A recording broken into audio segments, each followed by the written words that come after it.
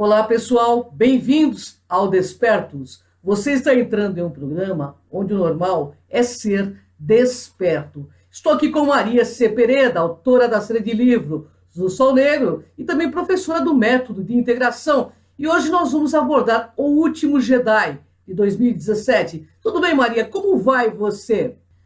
Olá, pessoal. Olá, Cris. Olá a todos. Estamos de volta. Uma breve paradinha, que não foi tão breve assim, devido a muitos compromissos, mudança de casa. E vocês estão vendo até que tem um painel novo atrás de mim, né? Mudou um pouquinho. Antes estava com um painel que era uma mandala tibetana. Agora estamos com um quadro egípcio atrás, que uma outra hora eu explico direitinho para vocês tudo que é, mas de cara aparece aí a Maat, que é a que está mais em ângulo de visão, a Isis no meio, o Ra e sua esposa. Então uma outra hora eu explico, mas o Ra, o Ré, tem muito a ver com esse filme que nós vamos falar hoje, que é tão incrível, que é o Último Jedi, Star Wars, o Último Jedi. Então vamos lá, Cris, é com você. Bom, eu vou então abordar aqui o resumo extraído do site Encontros e Despedidas de Lucas Salgado. Bom, após encontrar um mítico e recluso Luke Skywalker em uma ilha isolada, a jovem Rey busca entender o balanço da força a partir dos ensinamentos do Mestre Jedi. Paralelamente, o primeiro império, de Kylo Ren, se reorganiza para enfrentar a Aliança Rebelde. Lançado aí há 2 anos, Star Wars, O Despertar da Força, reacendeu a chama de Guerra nas Estrelas, tendo como principal foco o sentimento nostálgico com relação à trilogia original, investindo na participação do trio principal, que é Harrison Ford, Carrie Fisher e Mark Hamill, e abusando das semelhanças com a trama do episódio 4, Uma Nova Esperança. Empolgante e divertido, o longa de 2015 pecava justamente por essa falta aí de originalidade, sendo quase que uma refilmagem do filme que deu início à saga. Agora, pessoal, 2 anos depois da chegada de Star Wars, O Último Jedi, que não deixa de lado o sentimento nostálgico, mas que oferece uma trama aí muito interessante do ponto de vista narrativo, a semelhança sim com o Império Contra-Ataca, mas longe aí de ser uma cópia também. O filme tem início com a Primeira Ordem numa posição de superioridade, embora tenha tido sua base destruída no anterior. Com uma maior presença do líder supremo, Snoke, eles tentam acabar com os últimos resquícios da Aliança Rebelde que fogem pelo espaço. Ao mesmo tempo, Rey segue na linha tentando convencer Luke Skywalker a liderar o contra-ataque da República, se tornando ícone da rebelião. Ele, no entanto, não se mostra interessado em lutar e tampouco quer treinar a jovem, vendo nela uma ameaça semelhante à de Kylo Ren, seu ex-pupilo que o traiu. O filme divide bem as 2 linhas de ação. Por mais que a forte presença em cima de Hamill seja evidente, o último núcleo também é essencialmente Star Wars, com estratégias de combate, tentativas de invasão, exploração de planetas exóticos e muito mais. O The Last Jedi, no original, oferece uma tempestade de emoções aos fãs da franquia, tanto dentro da história, que é participações de Luke e referências originais, quanto fora. É impossível aí não se emocionar toda vez que Carrie Fisher aparece. Falando em Carrie, o filme aumenta a participação do general Leia e gera uma série de questões sobre o futuro, uma vez que a ideia era que ela assumisse uma posição central no episódio 9. Rian Johnson foi o responsável por assumir o comando do novo filme, um desafio após o bom trabalho de J.J. Abrams, sem precisar ser igual ao Império Contra-Ataca. Os Últimos Jedi muda o jogo, da mesma forma que o filme citado fez com o original, abrindo um leque aí de possibilidades. Destaca-se ainda o desenvolvimento de personagens principal, Kyle, Rey, Poe e Finn. E a Rose, vivida por Kelly Mary Tran, que é o destaque dentre os novos personagens, enquanto de Jota, Benício del Toro e Holdo, Laura Dern possui breves, mas importantes participações. Star Wars, O Último Jedi não é um filme perfeito, mas oferece um ótimo entretenimento e apresenta personagens apaixonantes. E mais uma vez sem Carrie Fisher e Mark Hamill, que infelizmente jamais estarão juntos em outros sets de filmagens. Bom, agora, Maria, segue as perguntas aí que eu quero saber. Um Jedi existe? Jedi com engramas emocionais. Não, um Jedi não desistiria. Então essa é a parte que eu não gostei do filme, porque descaracterizou completamente o Luke Skywalker. É um Luke Skywalker do calibre que estava nos episódios, acho que é 4, 5 e 6, né? Se eu não estou enganado, não teria de forma nenhuma desistido, caído, né? Naquela, ó, pobrezinho de mim, ó, quanta dor, ó, meu Deus, que medo, né? Um homem que estava desenvolvido no nível dele, supostamente. Então, o que eu não gostei é isso. Acho que muita gente não gostou desse Luke Skywalker do filme. Até o próprio Mark Hamill, que é o ator, também não gostou. Mas ele teve que fazer o que mandaram, né? Esse Jedi cheio de mimimi, eu não gostei. Eu gosto mais de ver um Jedi do calibre dele, corajoso, algo tipo alguém capaz de enfrentar as coisas da forma como elas são, facear o mundo. Você pode até se, digamos, compadecer, sentir alguma dor, mas nunca um Jedi daquele nível teria desistido da vida e deixado sua irmã se fritando, a princesa Leia ali se fritando, General Leia se fritando na briga lá com a Primeira Ordem, né? Sozinha, sem ninguém para ajudar. Isso foi feio. Mas vamos lá. Um Jedi pode ser burilado a partir da pedra bruta ou nascer pronto? As duas coisas. Um Jedi nasce Jedi. Quando a pessoa já está pronta, já tem um nível de consciência alta, ela já nasce dessa forma, que é o caso da Rey. Então o nome dela não é à toa, né? O nome dela é Rey, que eu acho que puxaram de várias formas. Uma é para Cobra Rey, o nível de ascensão da consciência, a serpente, a cobra, que se pensa sempre, né? Que estava usado nas imagens e nas figuras faraônicas, a cobra ligada na sua estrutura da coluna com a visão da ascensão da consciência da Terra para a consciência superior. Essa é a Rey. E esse nome Rey tem a ver com a cobra rei. Essa é a minha opinião. E não só Rei, Ra, Ré. Não é à toa que esse quadro está aí atrás, né? Que é o Deus Sol. O Supremo Deus Sol. E esse Deus Sol é o que reina em Rei. Ela então é a Sol por si só. Ela já é a consciência desperta por si só. E nesse filme Yoda, muito simpaticamente, diz isso para o Luke Skywalker. Ela já está pronta. Ela não precisa de mestre. Ela já sabe. Ela já intui. A coisa brota dela naturalmente. Então isso é uma verdade. A outra verdade também é que também um Jedi pode ser burilado da pedra bruta, desde que esteja em condições de. Por vezes, essa chama precisa de uma ignição para despertar a consciência. Então, um processo de treinamento, de desenvolvimento pessoal, pode sim desenvolver um Jedi, ou seja, um ser desperto, capaz de lidar com a vida e consigo mesmo em pleno equilíbrio, sabendo que está consciente, sabendo que é responsável não apenas por si mesmo, mas por uma ordem, por uma harmonia no universo. E isso é o que eu chamo de nível de ética. Além do seu poder pessoal, é o nível de ética alto que é desenvolvido para que ele esteja sempre na luz e não nas trevas. É isso aí.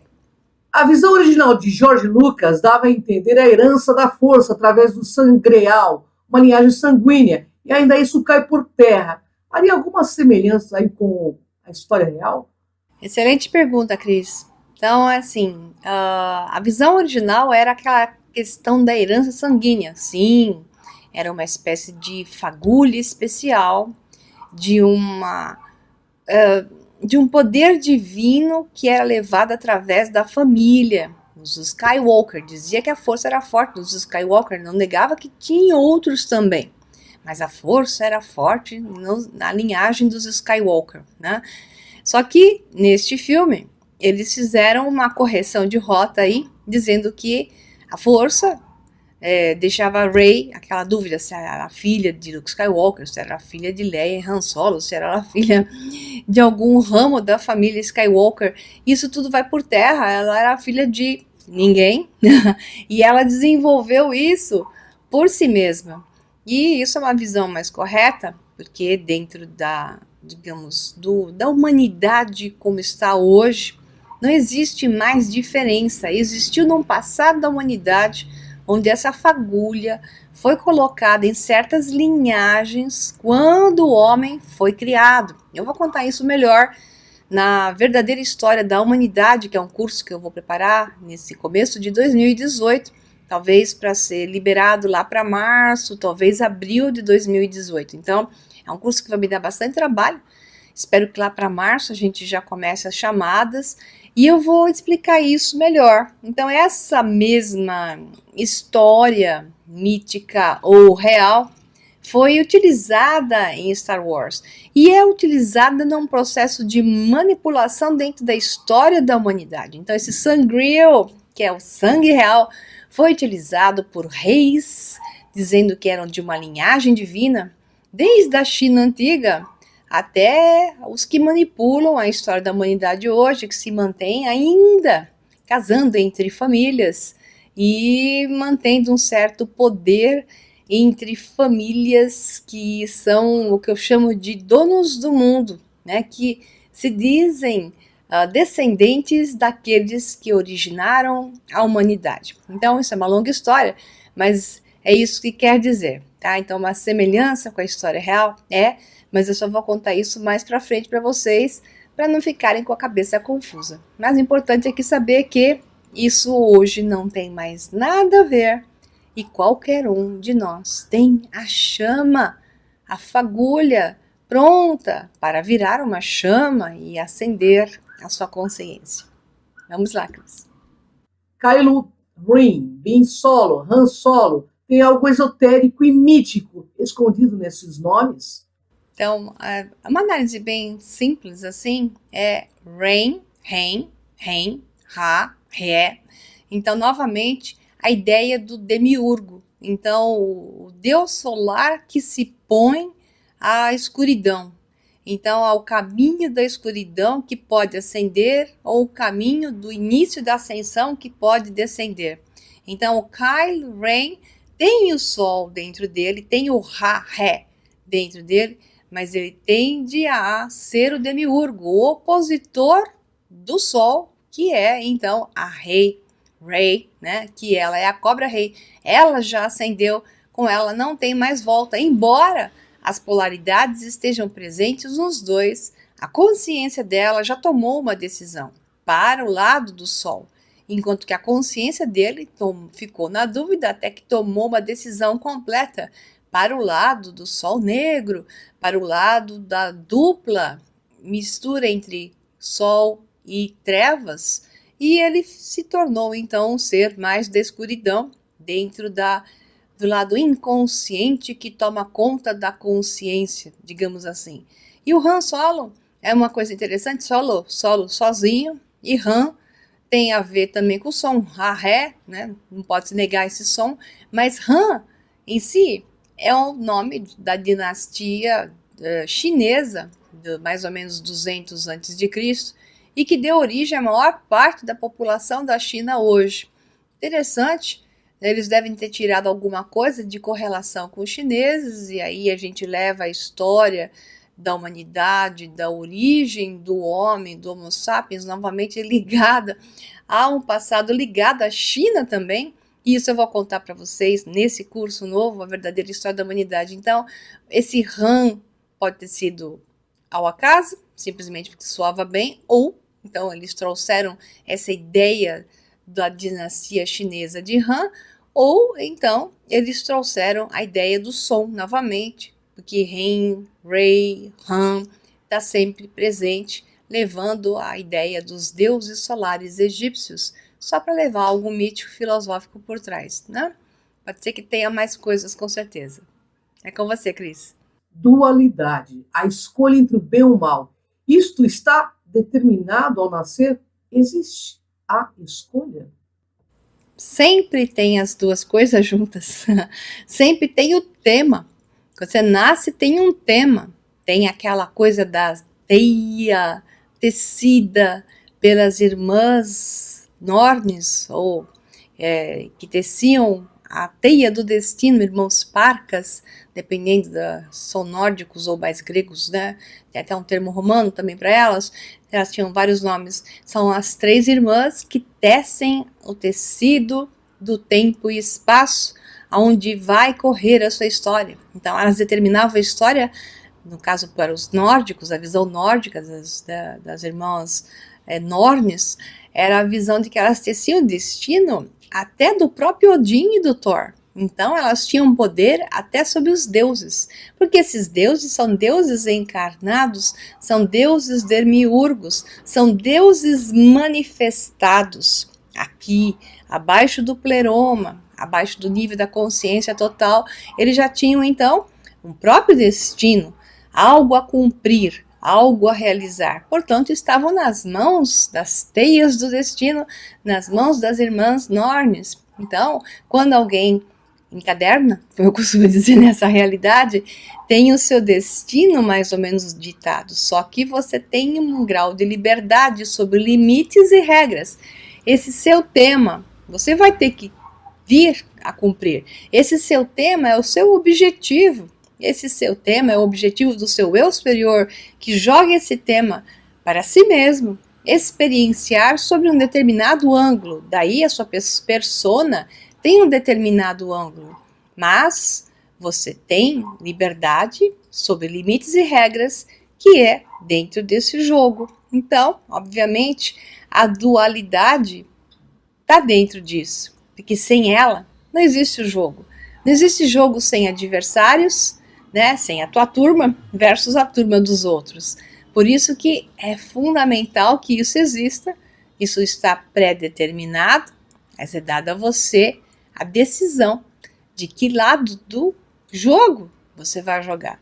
Você vai jogar mais para o lado dos adversários, que vão virar os seus, digamos, colegas, ou você vai se manter no time onde você foi colocado previamente. Essa é a questão do Jedi. O Jedi é colocado ali com um alto nível de poder, a força brota nele e surge o desafio, que é o desafio do deserto, tal qual aconteceu para Jesus, né? Aquele desafio aonde ele tem que escolher quem é ele. E aquilo que estiver mais forte dentro dele, ou que o chamar mais intencionalmente dentro da experiência que ele deseja ter, é o que vai ser manifestado. Então, as duas coisas sempre estão em nós, mas existe um destino colocado para você e um grau de liberdade que é você que escolhe. Note isso, é a sua responsabilidade. É com você, Cris. Quando Kylie Ren finalmente termina a sua escolha e de seguidor servo se torna o principal artífice do lado negro, havia realmente dúvida nele? Na minha opinião, Kylo Ren sempre soube quem ele era, o que ele queria fazer. A dúvida dele bateu mais forte em como fazer, porque é isso que o Luke Skywalker sentiu sobre ele. Como fazer, na verdade, era assim, ele queria uma dupla, ele queria fazer isso com alguém. Por isso ele acabou se submetendo, né, a um líder que era um supressor, opressor demasiado, ele não gostou. E no final, quando ele encontrou a Rey, ele viu que seria a outra metade, né, da moeda dele, a outra face da moeda, que ele poderia utilizar, manipular e ser poderoso. Ele sente uma falta de poder. Ele não tem dúvida quanto a se dedicar ao lado negro da força. O que ele tem dúvida é dele mesmo. Ele tem dúvida se ele é capaz sozinho. Então ele está sempre buscando um parceiro. Ele se sente fraco. O poder dele existe, mas existe uma dúvida muito grande que o derrota. É isso que o faz oscilar. Eu não vejo que haja bondade em Kylo Ren. Existe sim uma dúvida quanto a ele ser capaz. Coisa que, no caso da Rey, quando o ser solar já está ciente de si mesmo, você não vê a dúvida nela. Você vê uma pesquisa dela quanto ao que eu sou como um todo, mas não uma dúvida quanto à decisão se ela serve o lado negro ou não.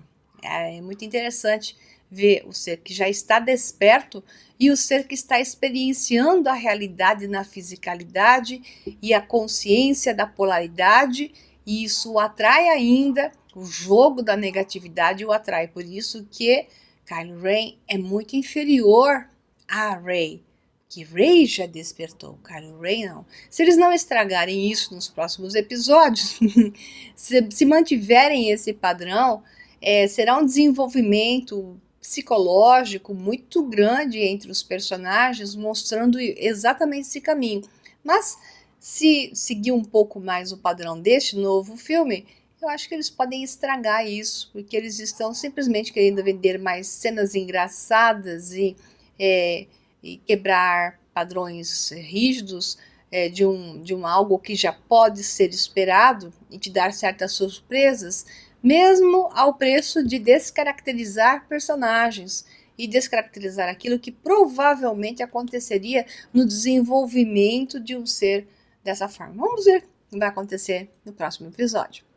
Kylo Ren e Rey estavam emaranhados mentalmente. Isso é possível? Por quê? Totalmente possível. No filme coloca que o líder Snoke fez isso, embaralhou, né? Emaranhou as duas mentes. Eu não sei não, porque no final das contas eles são duas faces de uma mesma moeda. Cada vez que o demiurgo se manifesta, a consciência crística se manifesta junto. Né? Não existe demiurgo sem consciência do despertar búdica, crística, como você queira chamar. Não existe o demiurgo sem o seu oposto, não existe o oposto dessa consciência totalmente desperta sem o seu demiurgo, sem o seu opositor, sem a sua polaridade inversa. Então, como eles são apresentados como polaridades inversas, embora em certos pontos haja um vesicapice entre eles, há uma certa harmonização de pequenas partes entre eles, a polaridade deles é presente, portanto, não tem como eles não se atraírem e não tem como eles entrarem em um combate, tanto para o desenvolvimento do negativo, do Dark Side, que é o Kylo Ren, quanto para o desenvolvimento da Rey. Como é que a Rey vai se desenvolver se ela não tiver um grande opositor? Um faz um serviço para o outro. Um é fundamental para o outro. Por isso que eles têm que estar emaranhados. Por isso que muitas vezes na nossa vida encontramos pessoas que são horríveis para nós, que nos fazem coisas tenebrosas, que temos embates horrorosos, mas são as que mais podem nos ajudar.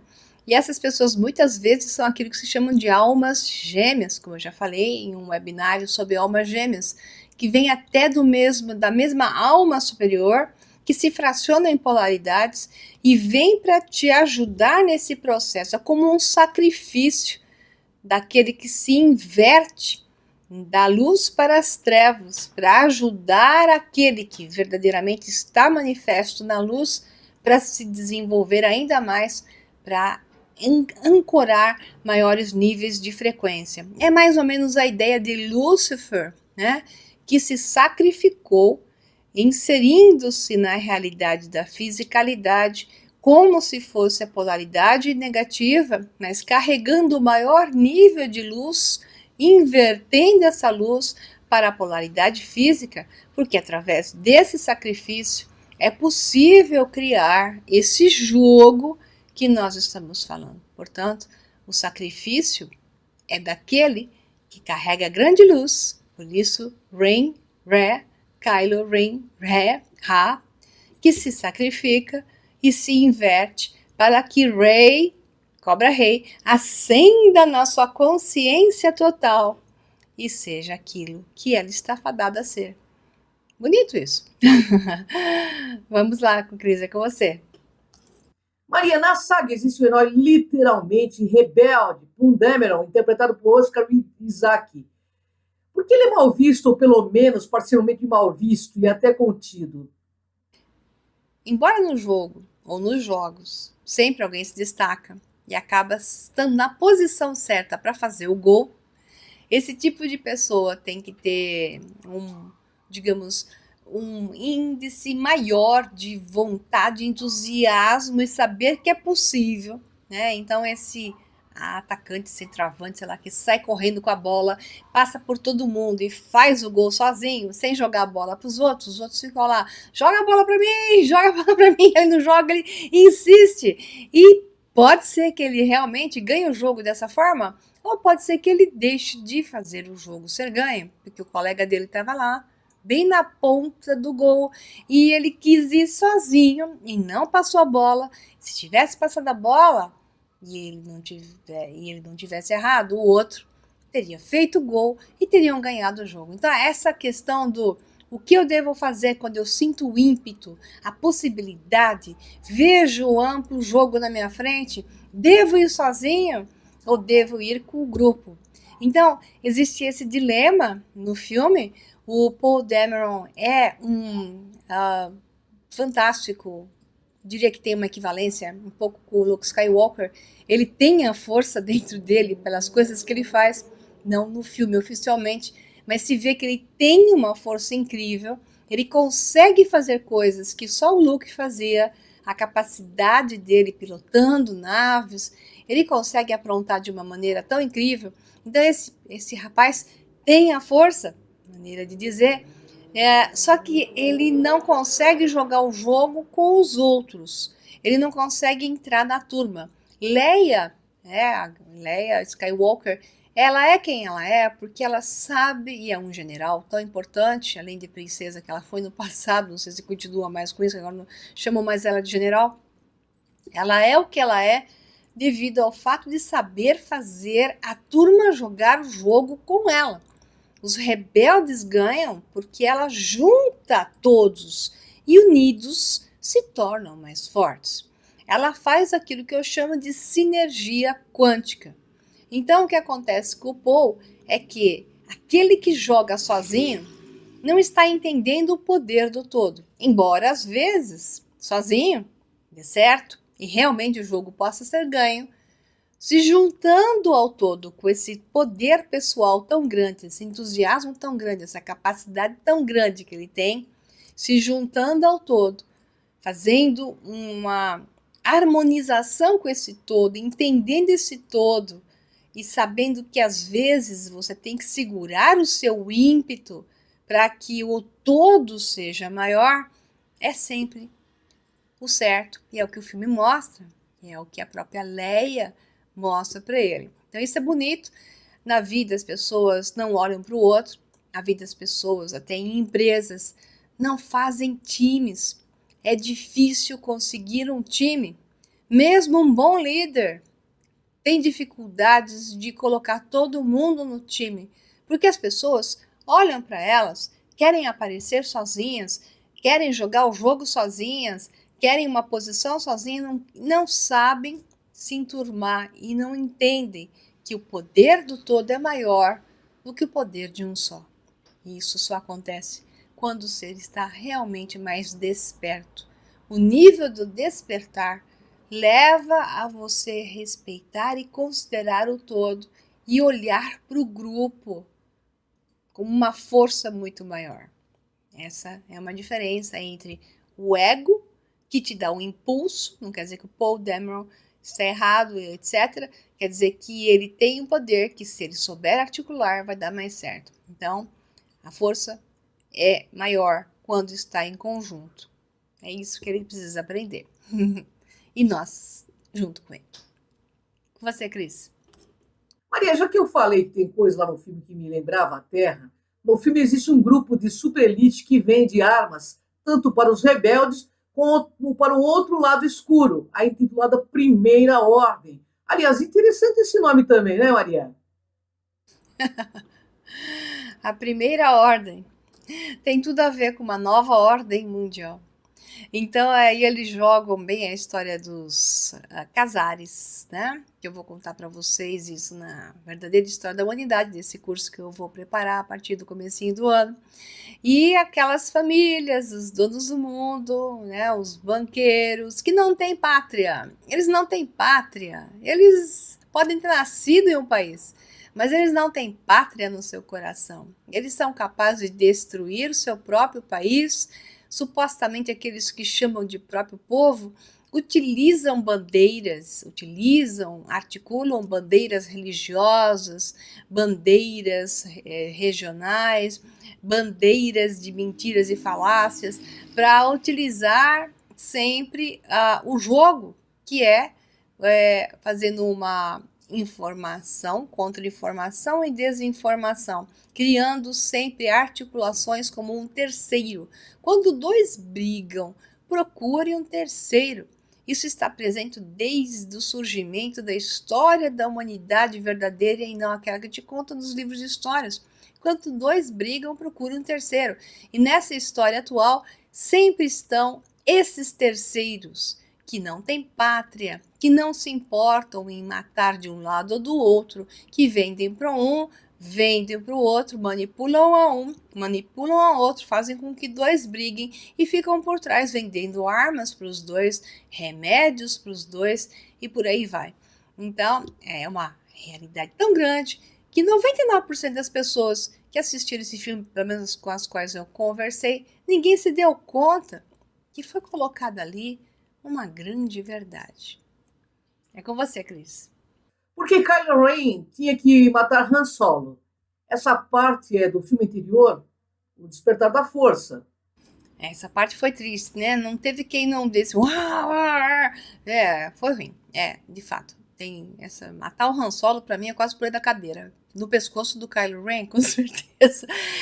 Ele acreditava que, através disso, o tornaria mais mal. E, na verdade, torna, porque gera o que se chama de atos encobertos. Por que é um ato encoberto? Porque a pessoa faz uma coisa que ela sabe que está errado. E daí para frente, ela fará mais e mais atos errados do gênero para justificar-se certa em algo que ela sabe que está errado. É tipo a história que eu já contei isso, do homem que trai a esposa, uma esposa muito boa, que cuida dos filhos, que cuida dele. Ele não tem que falar daquela esposa, ela é amorosa, carinhosa, faz de tudo, uma pessoa incrível, cuida até da família dele, estou contando até um caso extremo. Mesmo assim, ele vai e atrai.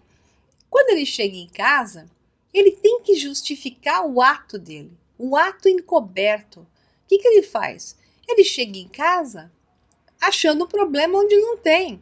Então, se eu brinco sempre que a mulherada hoje já não usa mais bob, mas ele chega em casa, coitada, além de cuidar dos filhos, fazer janta, cuidar da casa, cuidar da mãe dele que tá doente, ela se arrumou, mas não conseguiu tirar os bobs do cabelo para que ele a visse bonita quando ele chegou.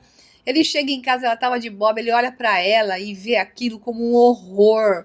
E então ele acha uma forma, uma justificativa para justificar os seus atos, olhando para os bobs dela, dizendo que ela é uma coisa horrorosa. Chega em casa e encontra a mulher de bob. Estou dizendo uma história bem ridícula, mas é assim que ocorrem justificativas para atos encobertos. Então, ele pega e cada vez que ele for traí-la, ele lembra que ele tem uma mulher em casa que usa bob e ele acha isso horrível. Então, exemplo. Ou então porque ela está 5 quilos ou 10 quilos acima do peso de uma modelo da televisão, então ele pega e justifica traí-la porque ela está 5, 10 quilos acima do peso da modelo da televisão. Então, ato encoberto é uma justificativa. Quanto mais ele faz aquilo que está errado, como ele quase matou a Leia, né? Quanto mais ele fizer coisas que ele sabe que está errado, mais ele se tornará negativo, mais ele vai se afundar, porque os atos encobertos só afundam a pessoa mais e mais para o poço. E no caso, ele quer o poço. Por isso ele procura atos encobertos. É com você, Cris. Maria, adorei a participação do Yoda, dando um recado para os fãs destruindo o cânone do passado e falando sobre o quanto o fracasso ensina. Pois é, esse foi fofinho.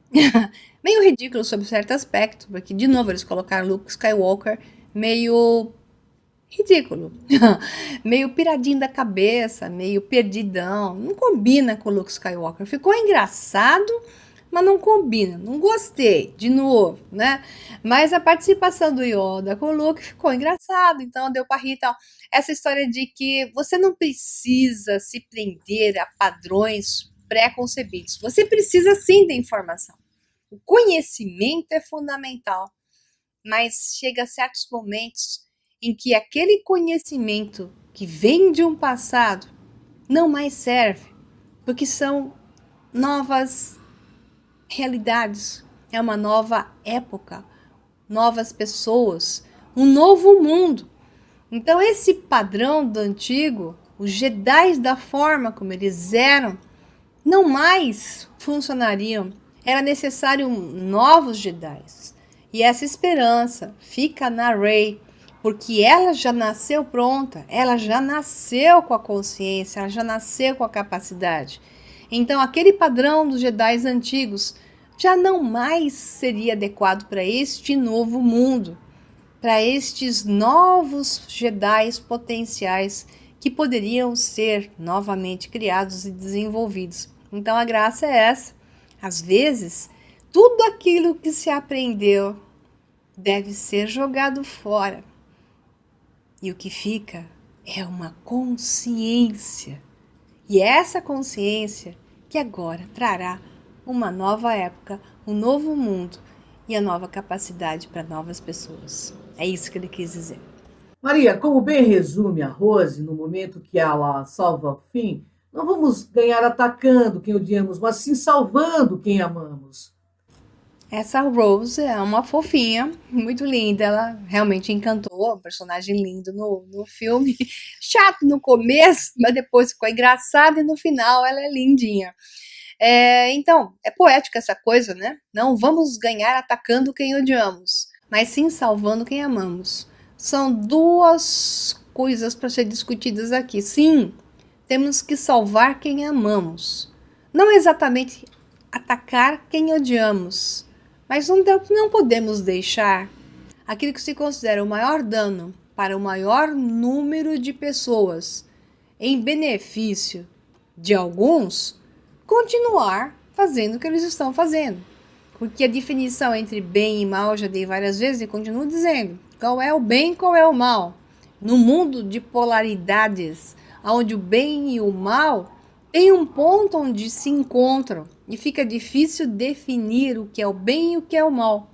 Então, o bem e o mal não têm polaridades tão distintas. Eles devem ser definidos em bem é o maior benefício para o maior número de pessoas, mesmo em detrimento de alguns. Nunca vai dar certo 100%. E o que é o mal? O maior prejuízo, dano para o maior número de pessoas, em benefício de alguns. Então, a gente não pode deixar que o mal se manifeste o tempo todo. Ele deve ser contido. Uma maneira de conter é sempre amando e fazendo o correto. Mas não adianta só enfiar a cabeça dentro do buraco, igual aquela pantomima a respeito do avestruz, porque nunca foi bem dessa forma, e achar que você não vai ser comido. Enfiar a cabeça dentro do buraco, não estou vendo o leão que vai me comer. O leão tá ali, vai te comer. Então, já que o leão tá ali, não enfia a cabeça no buraco, faça algo. Né? Então, a humanidade deve amar, deve fazer tudo isso, respeitar o próximo, pariri, parará. Mas o mal deve ser contido. Não é atacando, é fazendo ações aonde ele perde a sua força. Não devemos confundir amar com não fazer nada. Este é o meu recado. Pois é, talvez o que mais chame a atenção dos fãs de Star Wars, que estão acostumando com a narrativa clássica dos outros filmes, seja a linha normalmente tênue que separa o bem e o mal, e por isso afirmo que esse é o capítulo mais diferente aí da franquia. É verdade. Eu vou até ler o textinho aqui. Em diversos momentos desse filme, você se encontra questionando lealdades ou surpreso com certas atitudes inesperadas, tanto de vilões quanto de mocinhos. O tempo todo você pode se surpreender com as atitudes dos personagens, que se distanciam muito do tradicional maniqueísmo, bem e mal, preto e branco, da trilogia original, ou mesmo dos episódios 1, 2 e 3, mesmo levando em conta que neles existem mudanças de lado, ou pelo menos a tentação em fazer isso. A diferença é que em O Último Jedi, tudo é muito mais sutil, mais humano, mais propenso a falhas, mais tons de cinza, né? Não é só preto e branco, e sim tons de cinza, mais propenso a falha, até aquilo que não seria bem a falhar, que é o caso do Luke que eu falei, né? E, portanto, considera-se no filme algo mais realista. Discutível, mas é válida essa consideração. Nenhuma outra parte da franquia deixa o espectador tão confuso, no melhor dos sentidos, quanto esse episódio 8. Além disso, O Último Jedi é definitivamente um filme muito mais engraçado do que qualquer outro da franquia, ou pelo menos que tirou gargalhadas dos espectadores mais facilmente e com mais frequência. Isso é típico da Disney, né, pessoal? Então é assim, a Disney quer personagens fofinhos, coloca uns bichinhos peludinhos lá, que são bonitinhos para vender os ursinhos, os bichinhos lá, uma mistura de passarinho com sei lá o que é aquilo. Então eles fazem animaizinhos para vender, esse negócio da piadinha o público gosta.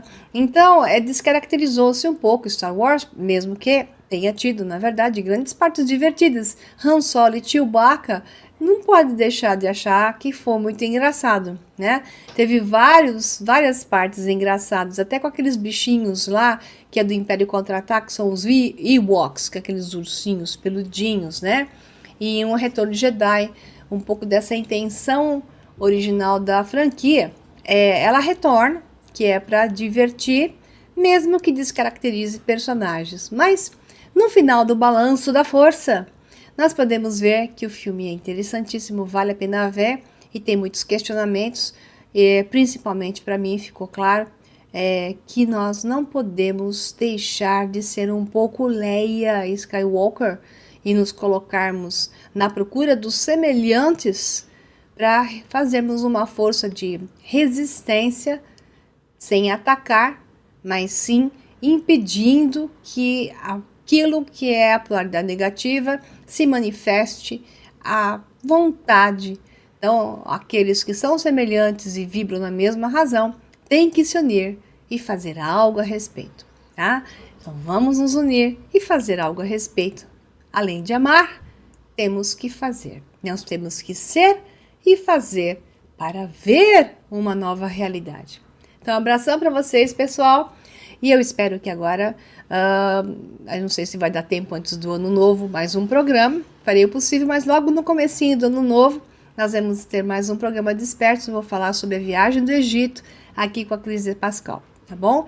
Então, se eu não falar mais com vocês através do programa Despertos, fica aqui o meu feliz ano novo para todos vocês. E vamos continuar juntos em 2018, mais unidos do que nunca e mais conscientes.